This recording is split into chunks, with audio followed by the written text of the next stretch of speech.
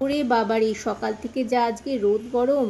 উফ, প্রচণ্ড গরম পড়েছে। বিকালবেলা যখন ছাদে উঠলাম দেখলাম মেঘলা আকাশ, মনটা একটু স্বস্তি হলো। মনে হলো সন্ধ্যাবেলা বৃষ্টি হবে। চলে আসলাম আরও একটা বড় ভিডিও নিয়ে। তোমরা সবাই কেমন আছো? আশা করি খুব ভালো আছো। আমিও ভালো আছি। সত্যি সত্যি সন্ধ্যাবেলা মুষলধারায় বৃষ্টি চলে এসছে। একটু ভালো লাগলো। তাই চলে আসলাম রান্নাঘরে কিছু একটু স্ন্যাক্স বানানোর জন্য। দেখা যাক কী স্ন্যাক্স বানানো যায়। আমি প্রথমে আলুটা খোসা ছাড়িয়ে গ্রেট করে নিলাম। তারপরে ভালো করে জলে ধুয়ে এটাকে চিপড়ে চিপড়ে শুকনো করে আলুটাকে তুলে নিলাম এখানে। দেখো, তারপরে একটা ফ্রাই প্যান বসিয়ে দিলাম গ্যাসে। সেখানে অল্প পরিমাণ মতো তেল দিয়ে দিলাম, আর দিয়ে দিলাম গোটা জিরে, চিলি ফ্লেক্স আর কুচনো করা কারি পাতা। এইটাকে ভালো করে নেড়ে চেড়ে এই যে আলুটা গ্রেট করে রেখেছিলাম সেটাও তেলের ওপর দিয়ে আর একটু ভালো করে নাড়াচাড়া করে নিলাম। তারপরে দিয়ে দিলাম সামান্য পরিমাণ মতো বিট নুন আর লঙ্কার গুঁড়ো। তারপরে একটু নাড়াচাড়া করে দিয়ে দিলাম অল্প পরিমাণ মতো জল। দেখো, জলটা দিয়ে দেওয়ার পরে এখানে 1 কাপ সুজি আমি এখানে ঢেলে দিলাম। এটাকে নাড়াচাড়া করতে থাকলাম।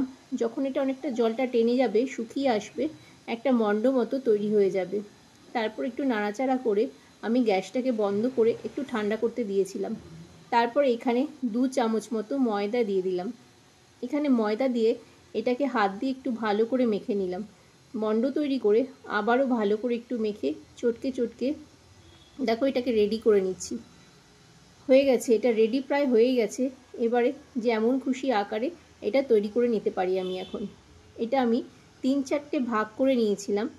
প্রথমে এটাকে হাত দিয়ে ভালো করে একটু মেখে নরম করে একটু লম্বা লম্বা করে নেব। এই স্ন্যাক্সটা তোমরা একবার বাড়িতে বানিয়ে খেয়ে দেখো। সত্যি বলছি, বাইরে স্ন্যাক্স খাওয়ার কথা একদমই ভুলে যাবে। মনে হবে বারবার বানিয়ে খাই। খুব সত্যি খুবই অসাধারণ হয় খেতে। যাই হোক, এটা আমি ছোট ছোট আকারে কেটে নিলাম। কেটে প্লেটে রেখে দিলাম।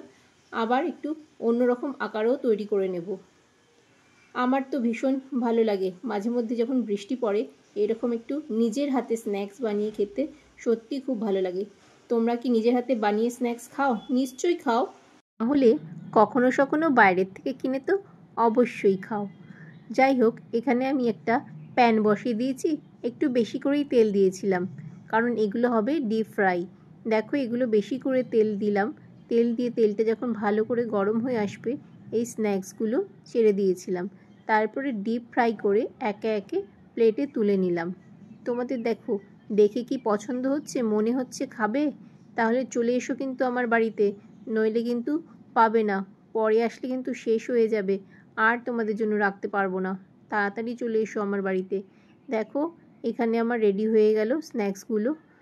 তোমাদের দাদাভাইও অফিস থেকে চলে এসছে। এগুলো বানাতে বানাতে একটু সময় লেগেছিল এগুলো বানাতে, কিন্তু শেষে যখন দেখলাম যে ভালোই বানিয়েছি তখন আমার সব পরিশ্রম উসুল হয়ে গেল।